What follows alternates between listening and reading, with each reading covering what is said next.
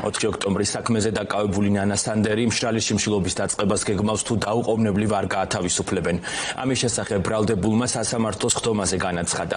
აქტივისტმა პროცესზე დეტალურად ისაუბრა არაადამიანურ და ღირსების შემლახავ მოპყრობაზე დაკავების შემდეგ. მას მარიამ მეყანწიშვილს და კიდევ 10 პირს ოცნების პროკურატურა სტრატეგიული და განსაკუთრებული მნიშვნელობის მქონე ობიექტის ჯგუფურად ხელში ჩაგდების მცდელობას და ჯგუფურ ძალადობაში მონაწილეობას ედავება. საქმე საქალაქოში მტკიცებულებების გამოკვლევის ეტაპზეა. ნატალი ჯახუტაშვილი აგრძელებს თემაზე საუბარს ფორმულას ეთერში.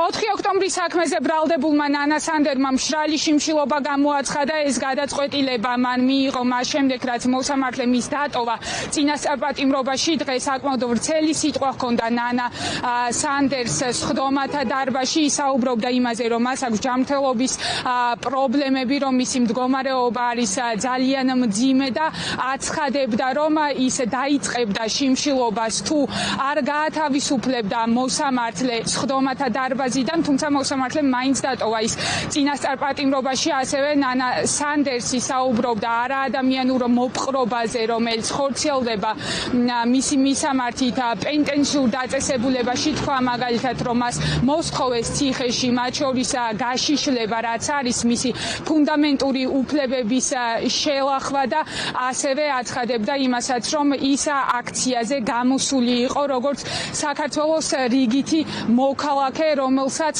სურს თავისუფალ ქვეყანაში ცხოვრება. ასევე მარიამ მეყანწიშვილიც ესწრებოდა დღევანდელ სასამართლო პროცესს, რომელიც ერთ-ერთი ბრალდებულია, ვინც გირაოს სანაცვლოდ არის გამოშვებული და მარიამ მეყანწიშვილი საუბრობს იმაზე, რომ არანაირი სისხლის სამართლის დანაშაული არც მას და არც სხვა დაკავებულებს იმ დღეს არ ჩაუდენიათ. ამბობდა, რომ ქართული ოცნება ის ძალაა, რომელიც გასულია კონსტიტუციური ჩარჩოდან და ყველა მოქალაქის ვალდებულებაა, რომ იბრძოლოს თავისუფლებისთვის და გააკეთოს ყველაფერი, რომ მართვისადავეებს ეს დე-ფაქტო ხელისუფლება ჩამოშორდეს. არანაირი მტკიცებულება არ იყო წარმოდგენილი, ჯერჯერობით განიხილავენ რაღაცა 7 საათიან ვიდეოს და აი ამ ვიდეომ რაღაცნაირად კიდევ მუხტი მომცა ქვეყანაში. გამოსასწორებელი არის ძალიან ბევრი სოციალური პრობლემა, საგანმანათლებლო ჯანდაცვა, არალეგიტიმური კანონები, არალეგიტიმური დე-ფაქტო ხელისუფლება, რომ კიდევ ერთხელ შეგვახსენეს და რა ვიცი მუჯულგუნი მოგვარტყეს, რომ მახსადგენია ეს კონსტიტუციური წესრიგი და ჩვენ ამისთვის უნდა ვიბრძოლოთ. მე შარშან 24 ნოემბერს ჩამოვედი გერმანიიდან ქართველი ხალხის ხმის დასაცავად. 2024 წლის არჩევნები გაყალბდა. შესაბამისად, პარლამენტი და ხელისუფლება არალეგიტიმურია. მე საქართველოში ქვეყნის ევროპულ მომავალს ვიცავდი. ვიდექი ნოემბერ-დეკემბრის სისხლიან აქციებზე, სადაც პოლიციელებმა ჩემზე ჯგუფურად იძალადეს და წელში ჩამარტყეს. ჩემს წინააღმდეგაც გამოიყენეს ქიმიური იარაღი, რასაც ტელევიზიიდან ვისმენ, ზუსტად იგივე სიმპტომები მაქვს. მაქვს გულის პრობლემები, სახსრების პრობლემები და დ-ვიტამინის ნაკლებობა. უამრავი დაავადება მაქვს. გერმანიაში ორთოპედიულ მატრასზე მეძინა. თუ პატიმრობიდან არ გამათავისუფლებენ, დღეს ვევიწყებ შიმშილობას, მშრალ შიმშილობას. ციხეში გაშიშვლებას მთხოვდნენ, მლანძღავდნენ გერმანული გვარის გამო.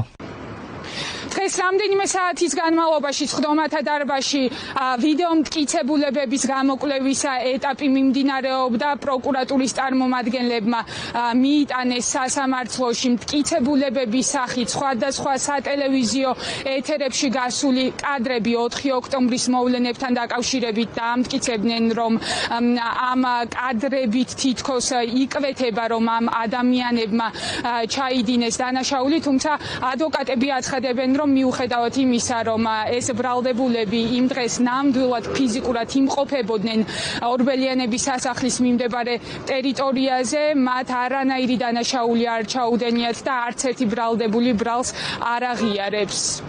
პოლიტიკური მართლმსაჯულების მორიგი სერია ვიხილეთ დღეს.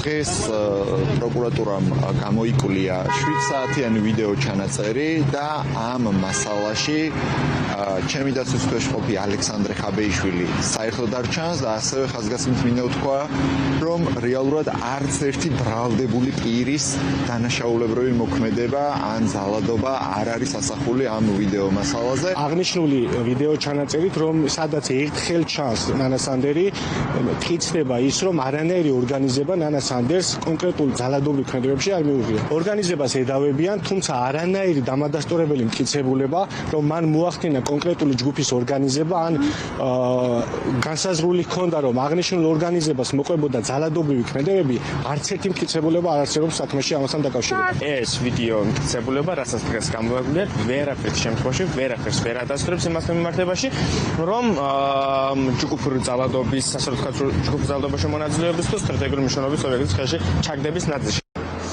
4 ოქტომბრის საქმეზე დაკავებულებს ედავებიან სტრატეგიული ობიექტის ხელში ჩაგდების მცდელობას და ჯგუფურ ძალადობაში მონაწილეობას, თუმცა არც ერთი მათგანი თავს დამნაშავედ არ მიიჩნევს.